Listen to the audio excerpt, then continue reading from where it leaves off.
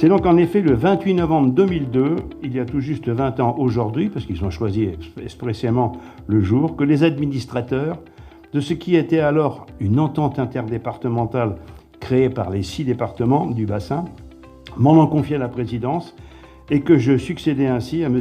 Marini, aujourd'hui excusé. Nous sommes 5, je reviens un peu sur ce qu'a dit M. Cornet, il m'a coupé l'herbe sous le pied, c'est-à-dire peu nombreux à avoir présidé cette structure depuis sa création, il y a 54 ans quand même, depuis 1968. Le premier président, comme il l'a dit, fut M. Charles Brasier, auquel a succédé M. Yves Brunon, tous les deux élus du Conseil alors général de l'Aisne, puis ce fut Michel Voamant et Philippe Marini, tous deux élus de celui de l'Oise, avant que je ne prenne la suite en 2002, au titre du Conseil général du Val d'Oise, puis aujourd'hui au titre de la communauté d'agglomération de Cergy-Pontoise. Alors si on le regarde, je vais faire des chiffres, la moyenne de la durée de nos mandats, elle est de l'ordre de 10 ans. 54 ans, 5 présidents. Je l'aurais donc largement dépassée, mais à mon départ, elle restera certainement inférieure à celle de Charles Brasier, qui est resté président pendant 26 années, avant qu'il ne décède, tenez-vous bien, pendant la crue de 1993. Par curiosité, je vous invite à aller sur le site de l'Entente pour prendre connaissance du chapitre « Notre histoire », qui figure sur le site internet de l'Entente et qui montre combien, depuis le 8e siècle, le nombre de crues recensées sur le bassin a été important, avec parfois des suites dramatiques, comme celle en 711 de la mort de Childebert IV, roi des Francs, et de la destruction du pont de Bois à Pontoise, ou encore en 1348, qui amena la peste et la famine en Valois. J'en passe, il y en aurait beaucoup d'autres, et d'ailleurs l'histoire malheureusement continue. Pour ce qui concerne mon engagement au profit de la prévention des inondations, il fut tout d'abord particulièrement intéressé, il faut le savoir, puisqu'avec mon épouse, ici présente, nous nous sommes installés en 1982 à Pontoise, au bord de l'Oise, et comme il m'arrive de le dire parfois, dans l'Oise. Il faut préciser que nous nous installions à Pontoise pour offrir à nos enfants un jardin, en lieu et place de la moquette de notre appartement parisien, que nous trouvions et trouvons toujours particulièrement agréable de vivre au bord de l'eau, mais que nous ne mesurions pas, on nous l'avait d'ailleurs bien caché, que du bord de l'eau, nous pouvons parfois vivre dans l'eau. Et c'est très vite, m'étant manifesté à l'occasion d'une réunion de campagne du député de l'époque, que mes voisins m'ont demandé de constituer une association de riverains, à l'image de celle qui existait dans les communes voisines, pour réclamer d'abord la réhabilitation des berges de l'Oise, puis très vite, pour inciter à ce que la prévention des inondations soit prise en compte par l'État et les acteurs, dont le Conseil général. De là, une sollicitation du maire pour que je participe aux élections municipales en 1995, puis en 2001, mon élection comme premier adjoint à la commune de Pontoise et à celle de conseiller général, puis ensuite vice-président du conseil départemental du Val d'Oise, et de fait, ma naturelle désignation comme délégué à l'entente. Alors 20 ans, au-delà des chiffres, c'est long et c'est court. C'est un temps long, parce que cela représente celui d'une génération et même presque un quart de ma petite existence, mais c'est tout autant court quand les élus que nous sommes mesurons, du fait, on en a parlé tout à l'heure, de la lourdeur des procédures administratives et réglementaires, le temps long qu'il nous faut pour réaliser un projet, alors que nous en avons la volonté, que nous disposons des moyens internes pour les réaliser et que l'on sait combien ceux pour lesquels nous agissons attendent de nous. À cet instant, en vous voyant toutes et tous ici présents aujourd'hui, j'ai bien naturellement une pensée pour tous les délégués qui se sont succédés sur les bancs du Conseil et tous les agents qui ont œuvré au sein des services de l'entente au cours de ces 20 ans. Je ne citerai pas tous ceux qui m'ont marqué par leur engagement pour que l'entente soit à la hauteur de ses obligations. Ils et elles sont bien trop nombreux. Certaines et certains d'entre eux nous ont malheureusement quittés et d'autres ont tout simplement choisi d'abandonner leur mandat, mais nous pouvons être fiers de ce que nous avons partagé et réalisé ensemble avec eux et avec vous tous. J'en citerai cependant 2. Tout d'abord, peu l'ont connu, j'imagine, Michel Ducourtier, qui représentait le département de la Marne et a assuré par 2 fois l'intérim de la présidence. Et si je le suis, c'est qu'au-delà de la sympathie que j'avais pour lui et des souvenirs que j'ai partagés avec lui, j'y reviendrai, c'est qu'il avait un réel attachement à l'entente et que l'un de mes regrets il y en a peu en réalité, c'est que le département de la Marne n'ait pas souhaité poursuivre dans cette voie et nous suivre lors de notre passage du statut d'entente interdépartementale à celui de syndicat mixte. Parlant de souvenirs avec Michel Ducourtier, j'ai notamment celui d'un cuisseau de sanglier préparé et dégusté chez lui avant que nous nous rendions à Varennes-en-Argonne pour une réunion sur un projet local depuis abandonné.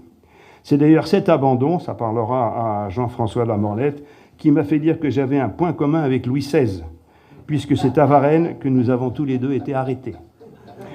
Heureusement que pour moi, les conséquences n'aient pas été identiques. Le second que je citerai, M. Cornet l'a cité aussi, c'est M. Berthery, premier directeur après que l'entente soit devenue administrativement et indépendante de l'Agence de l'eau et recrute ses premiers services en 2000, ses propres services en 2000.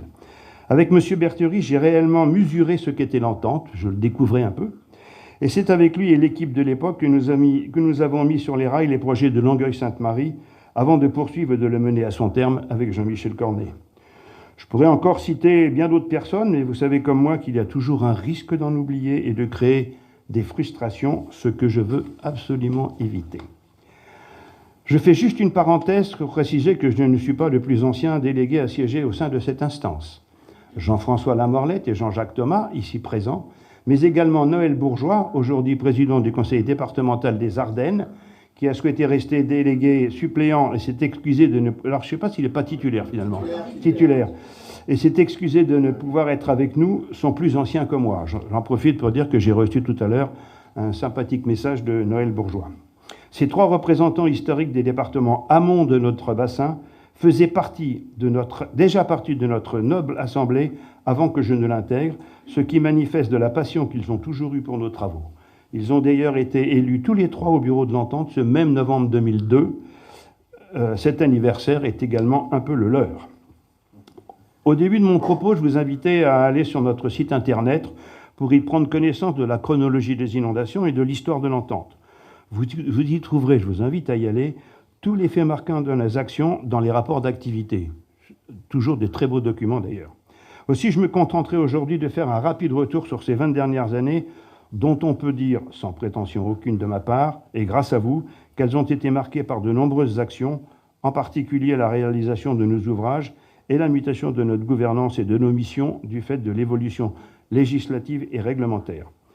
Ces actions font de l'entente une structure reconnue de la prévention des inondations, et sans les revisiter dans un ordre nécessairement chronologique, j'évoque en premier la situation telle qu'elle se présentait quand je me suis assis pour la première fois sur les bancs de la salle de délibération du conseil départemental de l'Aisne, c'est-à-dire le 10 mai 2001, date de l'élection de M. Marini.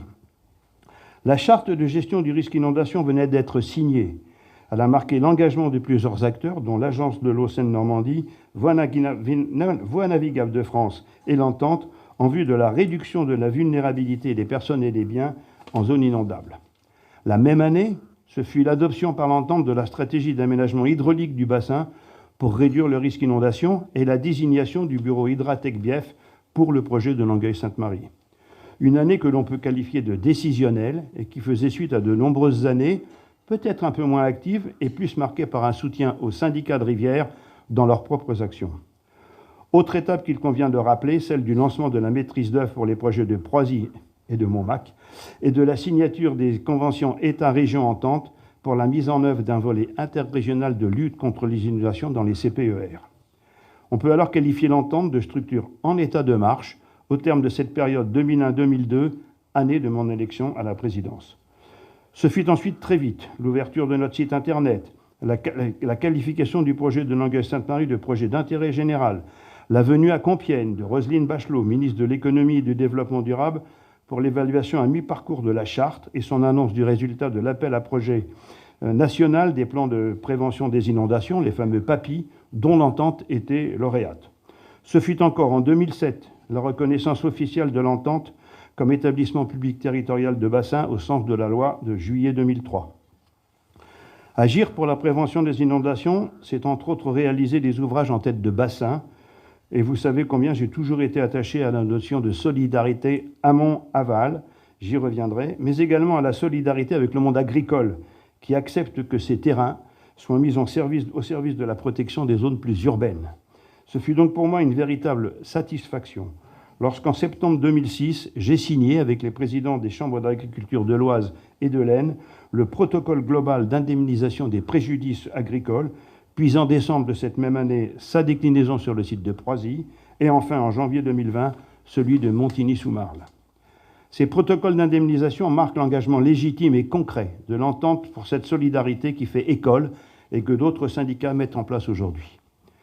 Je ne peux bien entendu oublier certains projets abandonnés, ni des réunions publiques organisées pour présenter nos projets sur Montmac, sur Varennes et Savigny, et la vive réaction de la population locale qui exprimait ses craintes, souvent légitimes, mais aussi souvent par méconnaissance de ces projets, par la suite abandonnés. Et les anciens se rappelleront que sans en avoir réellement eu besoin, la gendarmerie était présente pour nous protéger et que nous étions même défendus vivement par la préfète des Ardennes à Savigny. J'ai également en mémoire la banderole installée à l'entrée de Montmac avec, et c'est un comble, entre guillemets, Saint-Bille veut nous inonder. Et encore le souvenir dont Jean-Jacques Thomas se souviendra également, 2 chasseurs qui refusaient le projet de Proisy au motif que leur hutte de chasse au canard se trouvait dans la cuvette. Heureusement, les inaugurations de ces 3 sites d'écrêtement ont été une autre ambiance, et ce fut une vraie satisfaction de voir réunis tous les acteurs concernés et les représentants des riverains en 2009 pour les sites de Longueuil-Sainte-Marie et de Proisy, et en 2019 pour celui de Montigny-sous-Marle. Comme vous le savez, et j'ose dire heureusement, seul le site de Proisy a été mobilisé en janvier 2001 à la suite d'une crue importante qui a touché les secteurs amont de l'Oise. Avec l'ouvrage, cette crue dont l'origine était la fonte de neige associée à de fortes pluies, ce sont de l'ordre de 450 maisons qui ont été exonérées de l'inondation et beaucoup d'autres qui ont été moins impactées. Et quand nous mesurons la détresse des populations touchées par les crues et l'angoisse des acteurs économiques sur les conséquences de leur activité et parfois l'atteinte à leur outil de production, nous voyons là la juste récompense de nos actions. Soyons donc collectivement fiers de ce que nous avons accompli au cours de ces années passées, mais mobilisons-nous encore et toujours pour ce qui reste à faire. Les défis qui nous attendent sont en effet nombreux, ils seront coûteux. Ils imposent que nous soyons prêts à les relever tout en recherchant la cohérence et la concertation avec les acteurs de l'eau pour être à la hauteur des enjeux. Car penser aujourd'hui prévention des inondations par débordement des cours d'eau, sans intégrer le risque dans ces différentes formes, serait une grave erreur. Les dernières inondations sont tout autant le fait de l'incapacité des réseaux à absorber les eaux pluviales lors de fortes pluies, mais aussi le fait du ruissellement et des coulées de boue, ou encore de la remontée de nappes, sans parler de submersion marine, qui heureusement ne nous concerne pas directement. Et nous savons toutes et tous que les effets du changement climatique n'arrangeront rien. Dans cette perspective, l'avenir immédiat pour l'entente, c'est notamment le grand projet d'envergure que nous portons dans le cadre de notre PAPI Vallée d'Oise, avec, entre autres actions, le futur Longueuil 2, qui nous donnera la possibilité d'intervenir sur une gamme de crues plus étendue, de 10 à 100 ans, et à reconstituer une zone d'expansion des crues sur le site de Vic-sur-Aisne. Et sans être exhaustif, ce sont aussi les études que nous menons pour la mise en place d'un système d'alerte aux populations, on l'a évoqué tout à l'heure, des zones inondables, sur nos actions sur le ruissellement. On a aussi évoqué les sujets que l'on mène et dans le Val d'Oise et dans la Meuse, puisque ce sont les 2 seuls départements qui nous ont confié la compétence, mais aussi maintenant sur des EPCI qui viennent nous rejoindre. Donc c'est pour les actions plus locales de protection aux zones urbaines et tous les projets qui remonteront des réflexions menées par les élus et les acteurs locaux dans le cadre de nos commissions hydrographiques. Vous le voyez, il y a encore du pain sur la planche, mais j'ai confiance en notre capacité à être au rendez-vous. Je disais plus avant que j'ai eu que très peu de regrets, mais je ne peux passer sous silence celui que j'ai de voir les évolutions législatives de ces dernières années, qu'elles ne nous ont pas aidés, loin de là. Ce qui se cache sous le joli nom de GEMAPI, ce n'est ni plus ni moins que l'attribution d'une compétence à une échelle que l'eau ne connaît pas, l'échelle administrative, au détriment de celle qui faisait l'originalité de nos actions, l'échelle du bassin versant. Lors des réflexions qui étaient menées par le gouvernement à l'époque, je m'étais, dans le cadre de mon mandat au sein de l'Association française des EPTB, fortement opposé à l'attribution directe de cette compétence au bloc intercommunal. À quelques-uns, nous nous étions même exprimés sur la nécessité de créer la carte nationale des EPTB à l'échelle des grands bassins et de définir les ressources auxquelles ces établissements pourraient prétendre, ce qui aurait permis la mise en place d'une politique nationale de prévention du risque d'inondation dynamique, cohérente et tenant compte des spécificités territoriales. Bien entendu, ces EPTB auraient été constitués du bloc communal et de ses regroupements, car toute politique ne peut se concevoir sans l'implication directe des élus locaux. Mais l'approche du bassin versant aurait permis une meilleure cohérence des actions des différents acteurs à la bonne échelle et assumée par tous. Au lieu de cela, nous mesurons, ici comme sur les autres bassins, la difficulté qu'il y a à reconstituer une gouvernance à la bonne échelle. Les EPCI doivent faire face à une dépense nouvelle liée à la compétence GEMAPI, dans un contexte budgétaire particulièrement difficile. Elles sont par ailleurs confrontées à la reprise de responsabilité des systèmes d'endiguement dont l'État s'est désengagé, tout comme il prélève une part des ressources des agences de l'eau et intègre le fonds Barnier dans le budget général, alors qu'il y a urgence à accompagner les maîtres d'ouvrage dans leurs investissements pour atteindre le bon état de nos milieux et agir dans le cadre de notre indispensable adaptation au changement climatique. Pardonnez-moi, c'est un coup de gueule, mais c'est aussi une réalité.